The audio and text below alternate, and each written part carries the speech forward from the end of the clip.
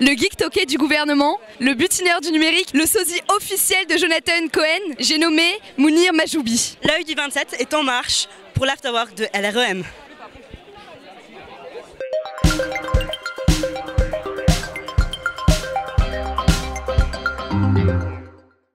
Bonsoir, nous sommes avec Mounir Majoubi.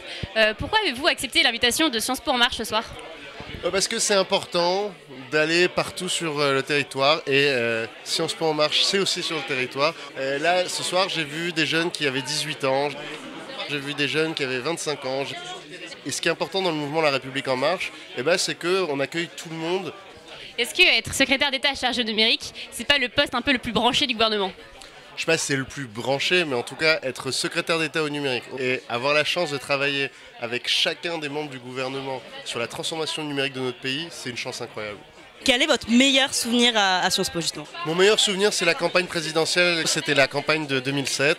Moi, je soutenais Ségolène Royal, j'avais créé le mouvement Ségosphère et j'étais extrêmement engagé et heureux de partager mes convictions. Justement, vous êtes passé du PS à En Marche, pourquoi? Comment? Moi, dans ma vie, vous avez vu, j'ai été entrepreneur et j'ai été délégué syndical. Mon équilibre, il est dans l'idée qu'il faut absolument qu'on ait une société qui permette d'entreprendre, que ce soit facile de créer de la valeur. Et en même temps, c'était essentiel d'avoir un système de redistribution. Et donc, c'est comment on pense ces solidarités-là et comment en même temps on laisse l'économie se développer. Et bien ça, au Parti Socialiste, j'ai été frustré. J'ai trouvé l'équilibre social, j'ai jamais trouvé l'équilibre entrepreneurial. Et quand Emmanuel Macron a énoncé cet équilibre, j'ai tout de suite couru et j'ai tout de suite dit je serai là. Castaner nous a dit qu'il était l'Hermès du gouvernement. Ça vous fait quoi d'être le butineur du numérique?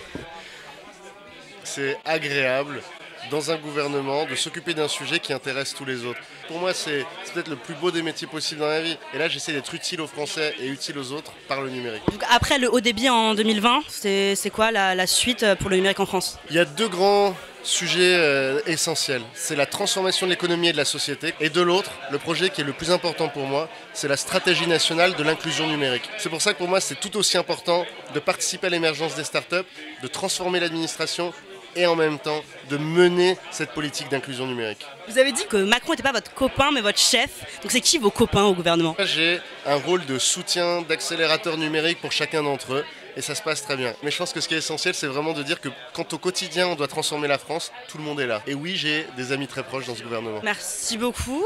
Merci beaucoup à vous.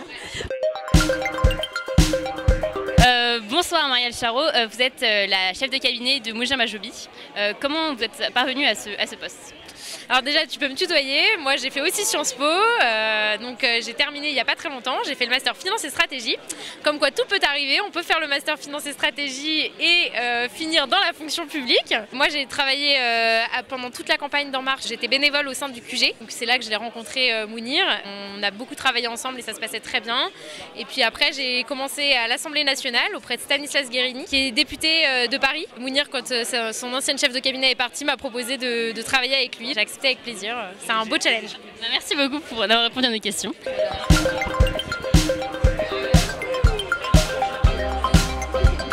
Bonsoir Ousmane, est-ce que tu es assis ici parce que tu refuses de te mettre en marche?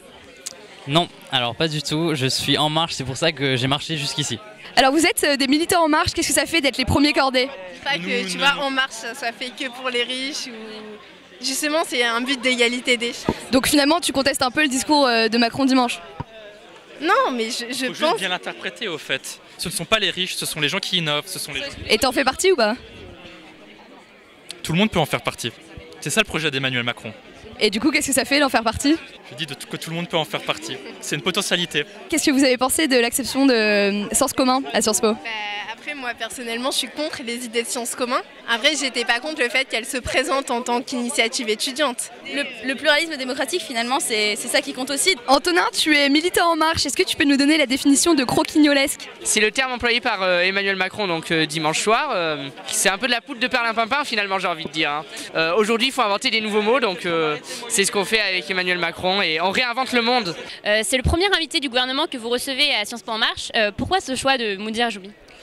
Parce qu'on pense que le numérique c'est très important et que les jeunes de Sciences Po sont super intéressés par ça. En plus, c'est vrai que le parcours de Mounir Majoubi est très intéressant. Salut Bannister, on a vu que vous avez fait une grosse accolade au secrétaire d'État au numérique. Comment est-ce que vous le connaissez? Je connaissais bien tout le monde, voilà, tous les étudiants de l'école ici à côté, travaillent 10 ans ici. Et vous venez souvent boire des bières ici? Ouais. Merci beaucoup. Voilà, c'est bon, voilà.